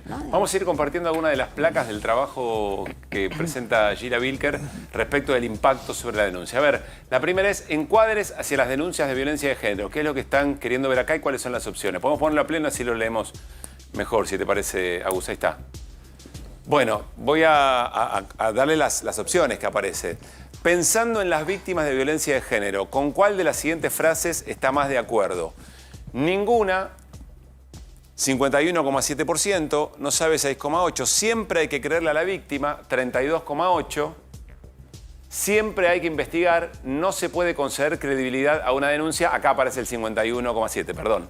Siempre hay que investigar, no se puede conceder credibilidad a una denuncia, 51,7%, más fuerte de lo que yo creía, siempre hay que creerle a la víctima, 32,8%. ¿Qué ves acá, Gila? A ver, básicamente son encuadres en torno al fenómeno de la violencia de género, ¿no? En el último tiempo se instaló mucho la idea de yo te creo hermana, ¿no? Sí. Digamos, bueno, ¿en qué medida? No como lo usó Adorni, digamos, ¿no? Sino como lo usan los feminismos, digamos. No, por supuesto, Sí. o sea, la concesión total a la mujer, a la denunciante, y es alto. 30, bueno, no 32,8. No, está bien que vos lo ponderes porque a mí me sorprende porque pensaba que tenía más apoyo esa definición y no que hay un margen de duda en el 51, algo por ciento, 57%. Tampoco es duda, lo que dices hay que investigar. Hay que investigar. Hay que investigar, o sea, no es un rechazo. No, y además, o sea, yo considero que eso es un avance muy importante. Debido proceso que duda, me parece. Yo creo que juega Totalmente. yo creo que juega la política también. Cuando es una pareja, Alberto y su pareja, para la mayoría, sobre todo, por ejemplo, los libertarios o los del PRO, lo que sea, de por sí la pareja no es que, si sos la pareja de Alberto, ya hay una mirada negativa. Claro, mucho no te quiero. Pero a ver, entre los dos voy a tener que elegir, te creo por vos. Pero los dos son como dos peronistas. Esta pregunta es general. Esta es una pregunta de encuadre, para entender cuánto pesan las ideas de la credibilidad total. De hecho, vos fíjate que en el último tiempo Mengolini salió a matizar, ¿no? Yo te diría a poner en duda el relato de Fabiola Yáñez, ¿no? Yo te diría, eso puede ser, pero sobre todo en relación con estos encuadres, a relativizar el argumento de que siempre le tenés que creer a la víctima, que en realidad la víctima también tiene que demostrar que efectivamente es así. Eso es lo digo porque escuché que decía, bueno, alguien que está alcoholizado también quizás es cierto. no se acuerde También lo que dice, ¿no? También relativizó. Pero me parece que ahí lo importante en relación con esto es eso. Por ahí la frase más precisa hubiese sido yo te escucho. Está muy bien. ¿No? Bien. Vamos a la próxima placa, aquí la compartimos. Efecto electoral del caso Fabiola Yáñez hacia Unión por la Patria. Luego de haber visto las fotos en las que aparece Fabiola Yáñez golpeada, ¿usted diría que no pensaba votar por el peronismo Unión por la Patria, si ya no los iba a votar, pensaba votar por el peronismo Unión por la Patria y lo seguiría haciendo, 35,7%, y un 7,8% pensaba votar por el peronismo Unión por la Patria, pero luego de haber visto las fotos cambié de opinión.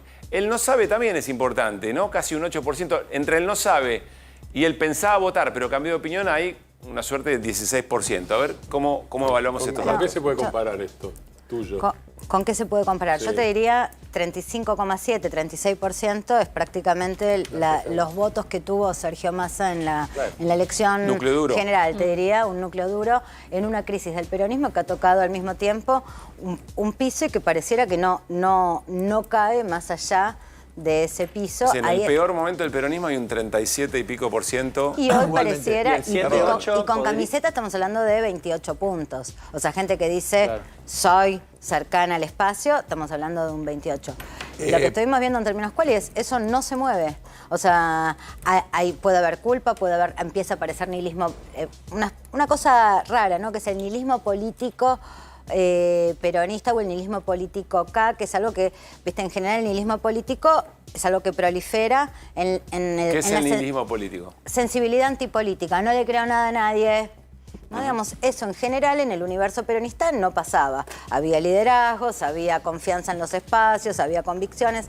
Esa idea de no le creo nada a nadie, hoy empieza a estar en el universo peronista, ¿no? Entonces, no se mueve el voto, pero hay un cambio, ¿no? Digamos, una idea de, bueno, viste, o sea, está candente el tema, está candente. No, que yo creo que de movida esto hace ese impacto en el 7%, y inclusive ahora, y yo he visto cada programa de televisión o cada diputado tratando de vincular al peronismo como si fuera exclusivo del peronismo el tema de la cuestión de género, cuando históricamente el peronismo tiene Perón con las 3 veces que se casó, tuvo 3 matrimonios, era un hombre que le gustaba estar, y nunca hubo denuncias sobre Perón como marido, y Perón y Evita son un modelo.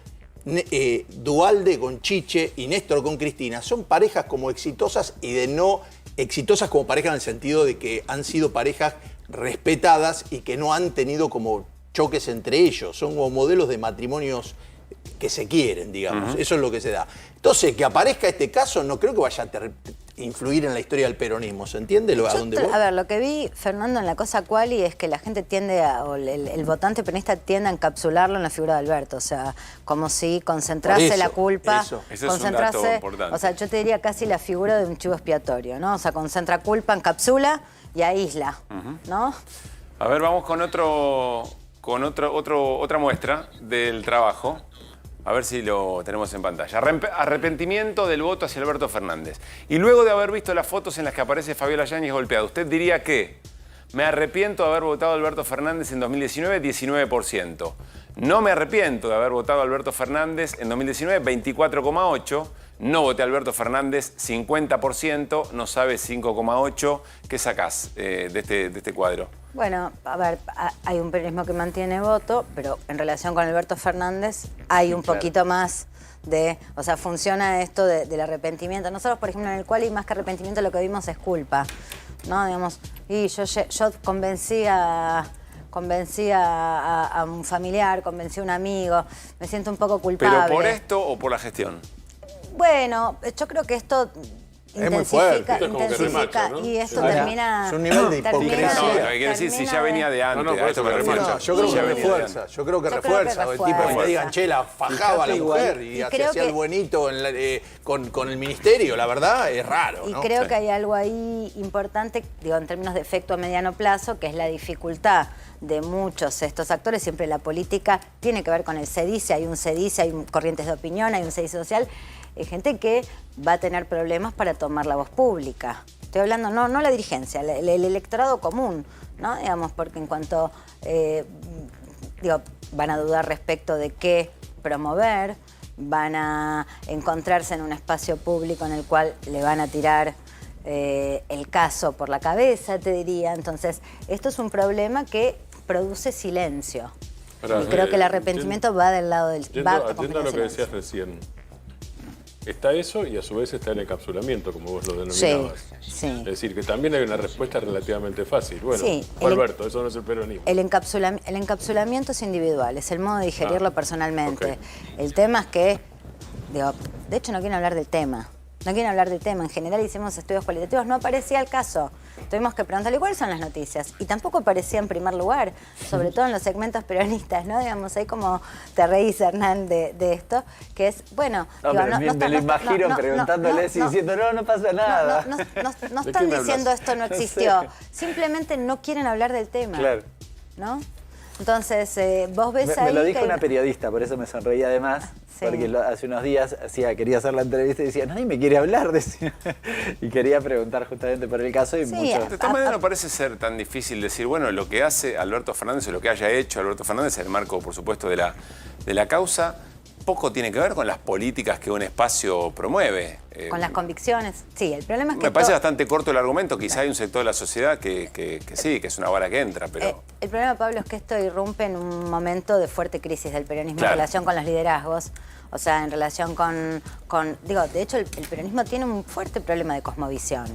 ¿No? Digamos, hoy. ¿Qué horizonte transmitir? Sí, exactamente, de valores, de cosmovisión. Entonces, digo, el movimiento está, pero las ideas, ¿no? Digamos, cuando las pero épocas además tienen... da la idea de un submundo en la persona, como que hay una persona que se ve y otra persona que está oculta, que es mucho más Claro, mala pero de lo dice te que muestra. eso eventualmente sobre una persona Eso. cae en un momento muy complejo de ausencia de ideas. Y le tenés que vender futuro y de claro, liderazgo. muy difícil. Bueno, que Bueno, vuelvan tiene- las ideas, tiene- podría decir alguien, ¿no? Y tienen que aparecer figuras. Me suena ese título. Sí. Sheila, gracias por haber venido. No, un placer. un Como placer. siempre. Muy bien. Bueno, lo prometido, Irina Hauser nos va a contar cuáles son los datos de importancia respecto del celular de Sabac Montiel en minutos nada más. Estamos ya a jueves por la noche, digo bien, ¿no? Y estamos armando y planificando nuestros próximos días y sobre todo el fin de semana. Tenemos agenda cultural en la ciudad de Buenos Aires, Día del Niño en el Parque de las Américas. Domingo 18 de agosto, allí en el Parque de las Américas se festeja el Día del Niño con propuestas artísticas, recreativas y lúdicas. Entre las diversas atracciones podrán disfrutar de una kermés de juegos, me encantan las kermés, shows en vivo, inflables y un sector gastronómico de descanso para disfrutar en familia. Si llueve, se reprograma para el sábado 24. Día del Niño también en el Parque de la Ciudad. Se puede visitar el espacio temático con pista de patinaje como principal atracción, el tobogán gigante para deslizarse en trineo. También se puede disfrutar de una zona de desafíos aéreos y juegos y talleres artísticos, entre otros. Y arranca el Festival y Mundial de Tango.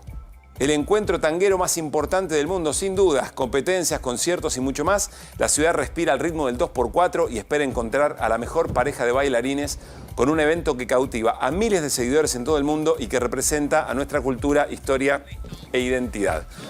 Bueno, Irina, a ver, ¿qué es lo importante, lo determinante que hay que saber respecto del teléfono de Sabac Montiel?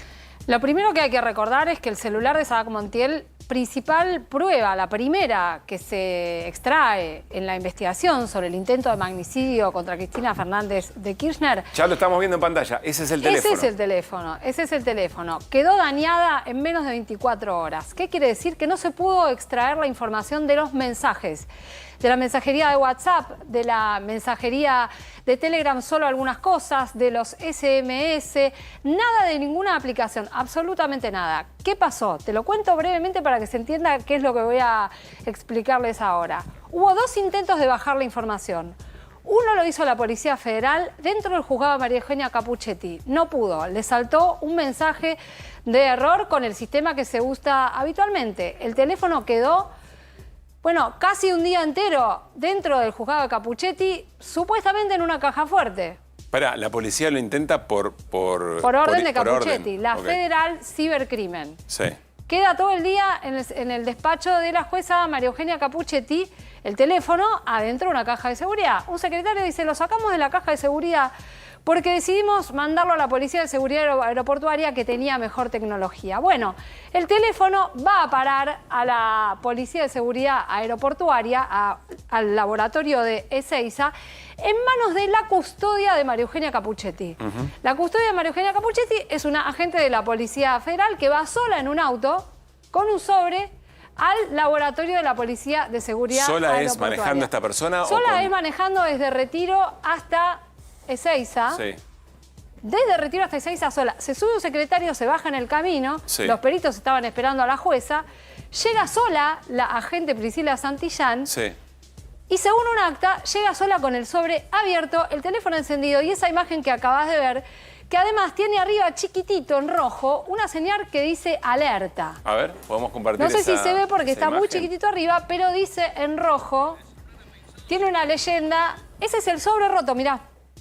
Ese es Eso el que sobre. tiene en el lateral izquierdo del sobre es efectivamente la rotura, digamos. Exactamente, es la rotura, así Eso llegó. tenía que estar sellado, tenía que estar todo cerrado. Eso tendría que estar cerrado, con cadena de custodia. Cadena de custodia. El acta dice que no había planilla de cadena de custodia, que el sobre estaba roto y que ese cartelito rojo que se veía En ahí el en teléfono, el costado... mirá, está debajo del graf ahora.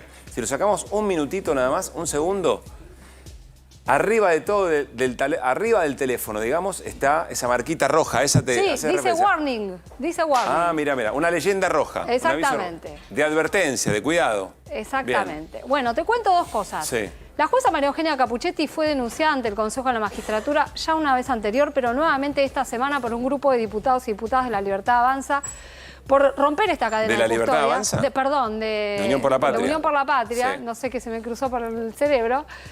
De Unión por la Patria, diciendo, bueno, que se rompió la cadena de custodia, que ella no cuidó el celular, que era la prueba más importante y que al día de hoy no se bajó, además, la información que hay en ese teléfono. Pero además hay una investigación en paralelo que lleva adelante la jueza María Servini, justamente para saber qué pasó con este celular. ¿Cómo es que se dañó? ¿Quién es el responsable? Se van a cumplir 2 años del intento de magnicidio. Claro. Y todavía estamos con esto. La semana pasada, esa custodia de Capuchetti, Sí. yo te estoy hablando de la mujer que le cuida el juzgado, ¿eh? La que le llevó el sobre abierto, roto, a los peritos de la Policía de Seguridad Aeroportuaria. Ella, que firmó el acta que decía que el sobre estaba roto, ella declaró que el sobre estaba cerrado.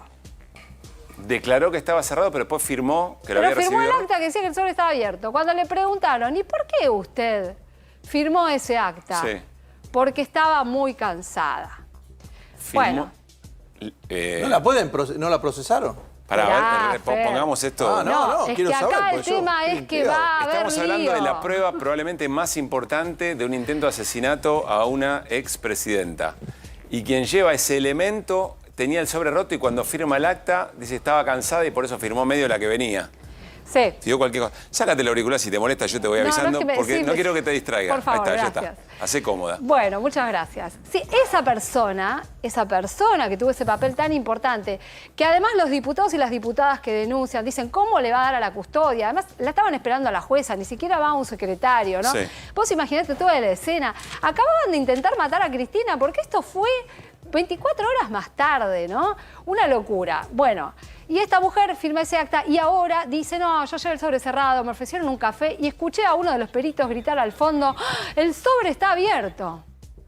Bueno, hoy declaró un funcionario que estaba presente en ese momento ahí, que era el director de inteligencia criminal del gobierno de Alberto Fernández, del Ministerio de Seguridad.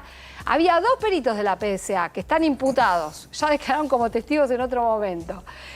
Y declara este funcionario. El funcionario dice, no, Damián Neustadt. Esta mujer llegó a la oficina de la Policía de Seguridad Aeroportuaria con el sobre abajo del brazo, roto, abierto, y el celular estaba encendido. ¿Eso declararon los peritos? No, esto declaró hoy un testigo bajo juramento de verdad que estaba en ese momento. Los peritos declararon lo mismo y el acta dice exactamente eso. O sea, todos dicen eso. Pero ¿a quién contra...? Menos ella. A la Menos policía, ella. contradice A la policía la la mujer. llevó. Tienen que confrontarlos. Bueno, acá hay un problema.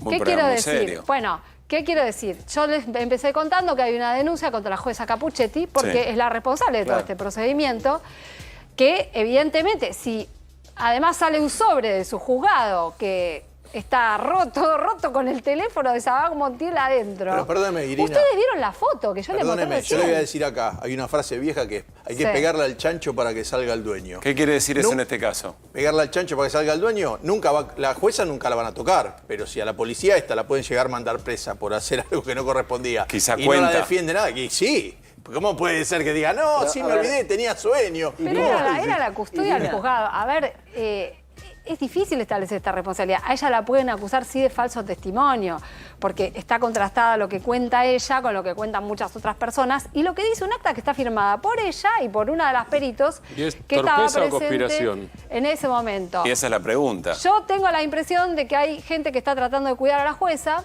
Voy a hablar con honestidad. Sí. Algunos serán sus subalternos o la gente que dependa de ella. Otros son algunos colegas también No, yo te digo, que perdóname. tratan de cuidar a Capuchetti. Y hay, hay una investigación judicial que Sí. marcha a un ritmo Yo te pregunto otra cosa. extraño. La última. La ruptura guaranga, porque es así, grosera Sí. de la cadena de custodia. La chantada, si es que es torpeza, de mandar una sola persona. Estamos hablando de un atentado contra la vicepresidenta en ejercicio, además. Después de un todo. atentado contra el teléfono. ¿No es cierto? Claro. Exactamente. Bueno, por ¿Qué? eso ¿Torpeza es o lógico conspiración? lo que plantean los diputados, que dicen, ¿cómo va a mandar a una sola persona? No, y además no es que me apoyé en el teléfono y se prendió. Claro. Tenés que romper primero O sea, el aparato. Pero, perdón, lo que el vimos sobre. recién no es que el material se acomodó de tal manera que... No, alguien le pegó un tirón a ese sobre. Claro, Exacto. sí, Bueno, uno de los secretarios declara que lo abrieron antes de mandarlo para ver cómo estaba el teléfono, Sí. que el teléfono estaba prendido, pero no daba detalles en ese momento de más cuestiones. Cuando Sí. declaró hace poco dijo, no, el sobre fue cerrado. El sobre fue cerrado. Bueno, lo que quiero decir es que acá evidentemente hay una situación muy conflictiva alrededor de esta prueba, que es una prueba muy importante. No sabemos qué tiene el teléfono de Saddam Montiel. Bien. No sabemos qué hay. Bueno. ¿Pero podría decirnos con quién hablaba? Sí, por supuesto, es la ¿Y prueba qué- más importante. ¿Qué te parece? Vamos a seguir este tema, insisto, Irina lo cuenta como nadie y vamos a seguir más allá de la marcha de la causa porque es la prueba efectivamente más importante. Gracias, equipo. Será hasta mañana, Gracias, tenemos QR de viernes y quédense en A24 porque llega Babi Checopar para hacer Basta Babi. Y nosotros nos vamos como llegamos, con las voces del día. Pásenme.